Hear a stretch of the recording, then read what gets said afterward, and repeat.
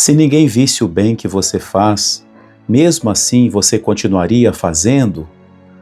No Evangelho desta quarta-feira, Jesus nos convida a refletir sobre o modo de nós vivermos a nossa vida cristã. É o Evangelho segundo São Mateus, no início do capítulo 6. Continuamos refletindo sobre o Sermão da Montanha. São 3 pontos sobre os quais nós refletimos muito durante o tempo da Quaresma. 3 pontos que são chamados o tripé da Quaresma: as boas obras, a oração e a mortificação, a esmola, a oração e o sacrifício. Mas, em realidade, esses 3 pontos não devem ser praticados somente durante a Quaresma. É um tempo em que nos exercitamos mais para, durante a nossa vida, vivermos mais esses pontos, esses conselhos que Jesus nos dá. Por isso, no Sermão da Montanha, onde Jesus vai aperfeiçoando a lei antiga para levá-la a pleno cumprimento, Jesus fala também da forma de nós praticarmos a nossa fé. Nesses 3 pontos, Jesus nos ensina como é importante a intenção que colocamos naquilo que nós fazemos. Jesus começa nos dizendo que devemos ter cuidado para não praticar a nossa justiça diante dos homens, ou seja, que a nossa intenção não seja somente que vejam o que estamos fazendo. No mundo em que nós vivemos, com as redes sociais, com tudo aquilo que se posta, pode haver muito essa tentação, esse perigo de vivermos uma vida de aparência ou de fazermos, mesmo que seja o bem, mas sempre preocupados com esse retorno, com esse aplauso, essa aprovação pelo bem que fazemos. Tudo que fizermos tem que ser visto, tem que ser postado. Jesus, então, nos adverte a tomarmos cuidado. Primeiramente, ele fala da esmola. Um ato de esmola pode ser um ato de amor, mas também pode se tornar um ato de vaidade. Quando nós fazemos esse bem, ajudamos a pessoa que precisa, mas para que vejam o que estamos fazendo. Jesus fala das pessoas que no tempo dele tocavam a trombeta ou jogavam a moeda bem do alto para que fizesse barulho e assim todos pudessem ver. Por isso Jesus usa essa expressão: não toque a trombeta, não saiba a tua mão esquerda o que fez a tua direita. Praticar o bem, mesmo que ninguém veja.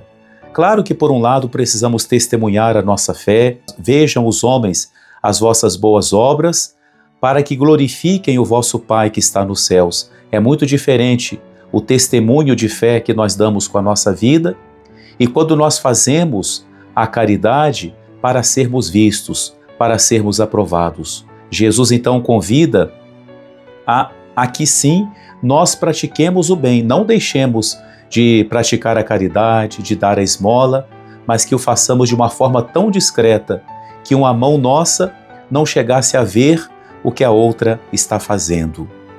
Depois Jesus fala sobre a oração e diz que não devemos fazer a nossa oração para sermos vistos pelas pessoas. Jesus menciona aqueles que no seu tempo gostavam de rezar nas praças, nas esquinas, mas não como uma forma de evangelizar, de anunciar a palavra de Deus, mas como uma forma de serem vistos e serem tidos como pessoas de Deus, como pessoas que rezam. Jesus então diz assim: quando você for rezar, entra no teu quarto e fecha a porta.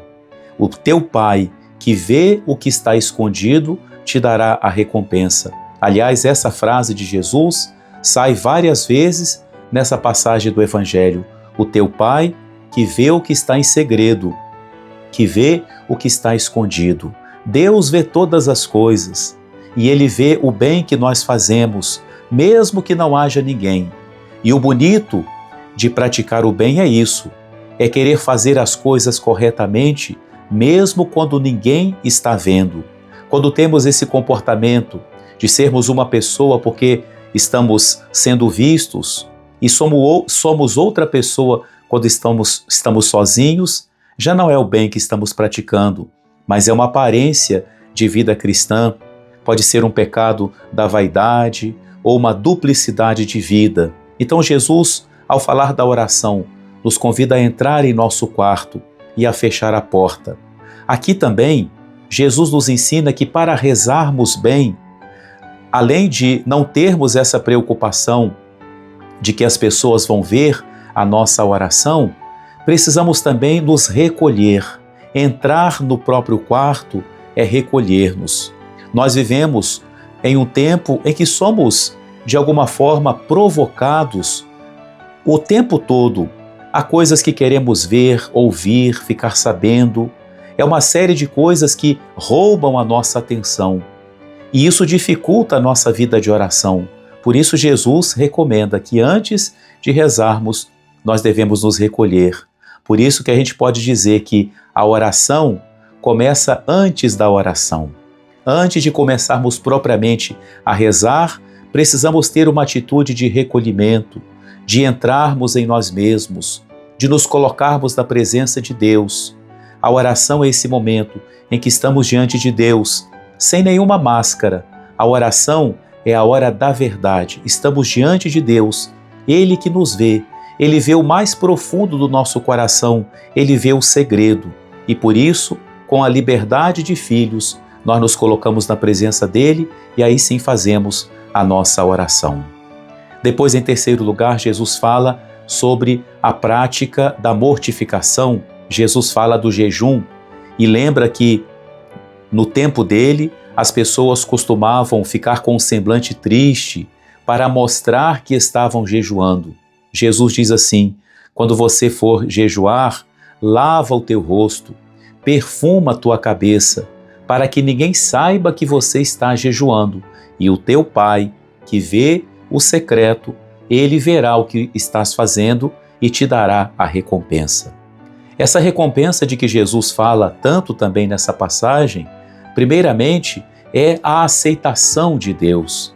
A maior recompensa que queremos pelo bem que nós fazemos é que isso seja aceito por Deus, seja agradável aos olhos de Deus. Como se reza na missa, no momento da apresentação dos dons, do ofertório, de coração contrito e humilde, sejamos por vós recebidos, acolhidos. Essa é a recompensa que queremos, ser aceitos por Deus, acolhidos por Deus naquilo que nós fazemos. E para isso, não é necessário que ninguém veja. E muitas vezes é melhor que ninguém veja para que não roubem o mérito das nossas ações. E claro, além dessa recompensa que é a aceitação de Deus, Deus que é um Pai cheio de bondade, também promete derramar muitas bênçãos sobre as pessoas que praticam a caridade, a esmola, aqueles que têm vida de oração, aqueles que fazem a mortificação.